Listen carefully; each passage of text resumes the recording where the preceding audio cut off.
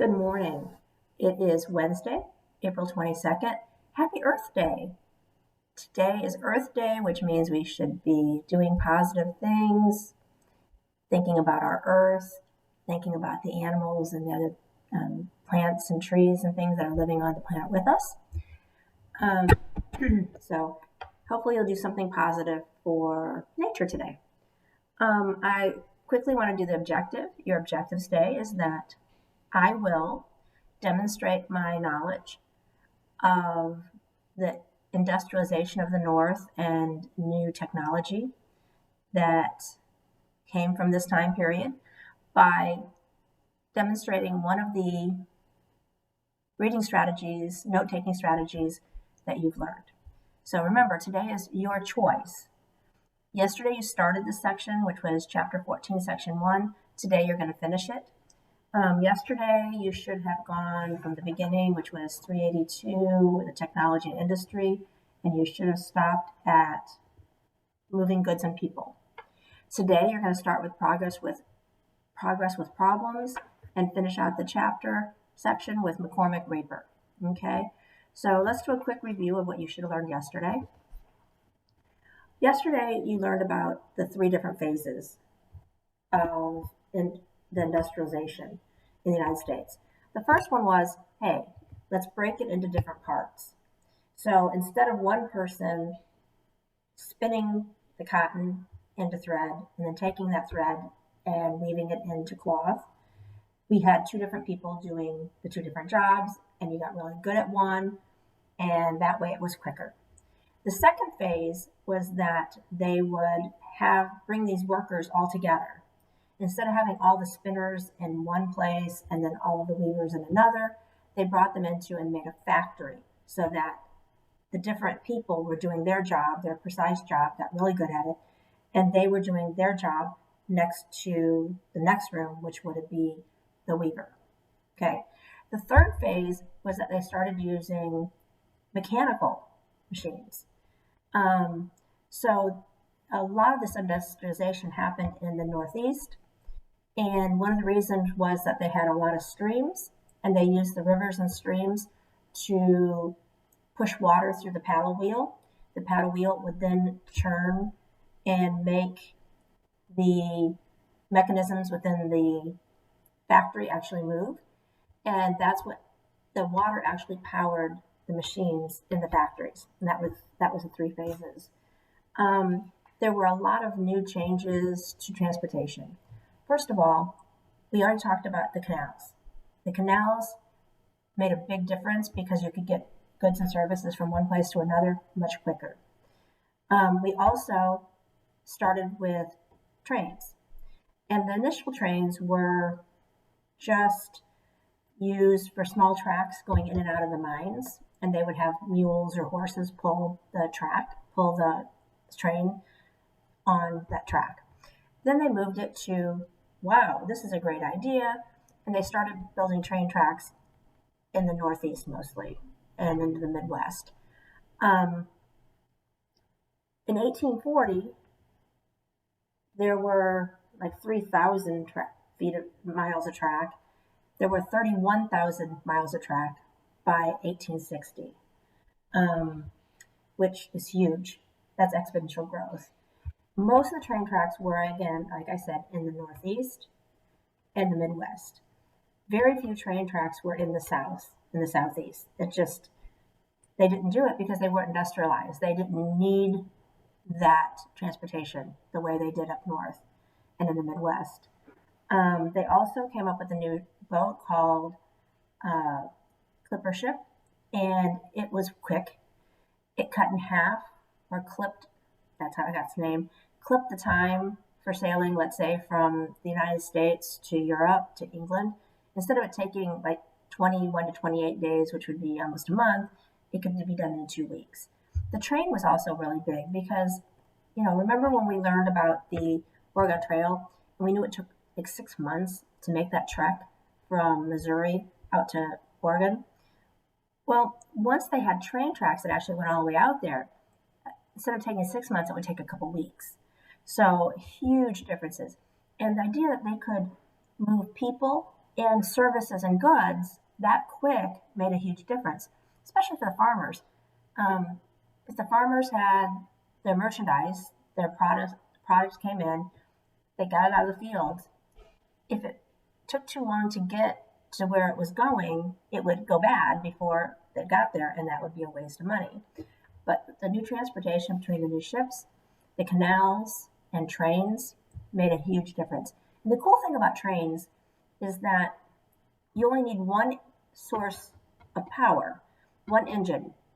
At this time, they had used the power from steam in steamships, and they made the canals wider and deeper so they could use these steamships. Then they took that idea and put it on a train, and that became the engine. They would put wood or coal in, make the engine really hot, the steam would be produced, it would make the train move. You only need one engine for hundreds of cars. And so if you've ever been up north around Chicago and you've been stuck by a train, you could be there 15, 20 minutes just waiting for the train because it has hundreds and hundreds of cars. Now let's talk about some of the things that you're going to read about today. Okay, so anytime you have progress, you have new technology, everything's not rosy. There's always going to be issues. And two of the things that happened during this time period was that there was a ship called the Central America. It went from the United States down to Panama. And they didn't have the same technology we have today, where we know weeks in advance a hurricane's out in the ocean. They didn't know about the hurricane. The SS Central America went into the hurricane, and all the people on board were killed. Then the other terrible thing that they talk about here is the Great Train Wreck of 1856. Trains were getting really big at this point, and again, the technology that we have today, we didn't have back then. Today, they have computers that know where every train is, they know what track they're on, and they have someone, observing them, but then they can move the train tracks so that the trains don't hit each other. So in 1856, two trains went head on, and 60 people were killed and over 100 people were injured. That's a lot of people. It was the biggest train wreck at that time, and people were horrified. It went throughout all of the newspapers. So we've talked about moving people, we've talked about moving goods and products. Another big breakthrough technologically was communication. Okay, remember we talked about how there was no internet, and there wasn't computers, there wasn't television, so it took a long time for news to get around. Well, a guy named Samuel Morse invented Morse code. And Morse code sends these sounds through wires from one place to another. It's the predecessor to telephones and things like that. Anyway, and so Morse code there's dots and dashes. Dots are tit, tit, tit, tit, and dashes are tit, a little bit longer. And each letter of the alphabet has a different code. And someone, of course, has to know the Morse code on the one end, and then someone has to interpret it on the other end. But you could send, and they're called telegraphs, and you could send information, it could get there in minutes. So really new technology that communication changed dramatically at that point. Another big technology improvements were in farming.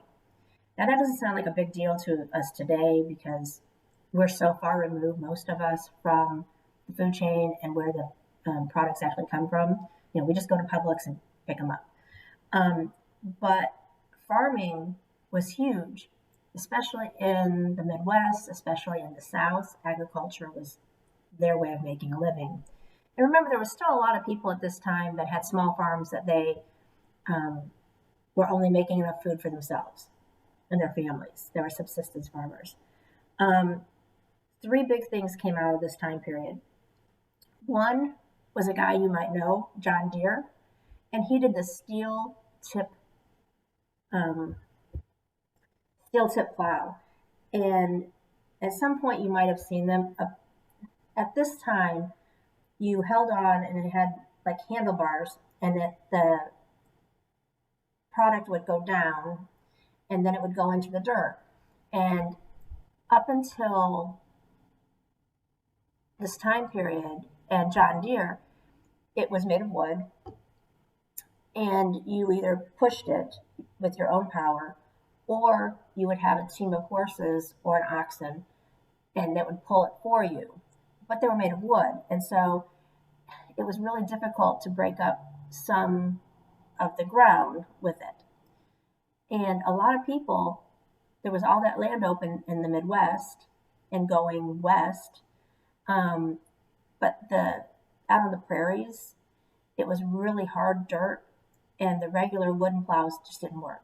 The steel tip would break through that. It was called um, clod busting, and it made a huge difference. And people were able to break the ground where they wouldn't have been able to before. And we still know John Deere because they have John Deere tractors today. Um, Another one was the Cyrus McCormick came up with the invention of the mechanical reaper. And prior to this, you used a scythe and you would walk through the wheat fields, and it's like a big machete, and you would cut the wheat and then you have to go pick it up. The reaper rolled through and cut it all at the same time, and it was big swaths of land, much more efficient, which meant people um, could then do more crops and make more money.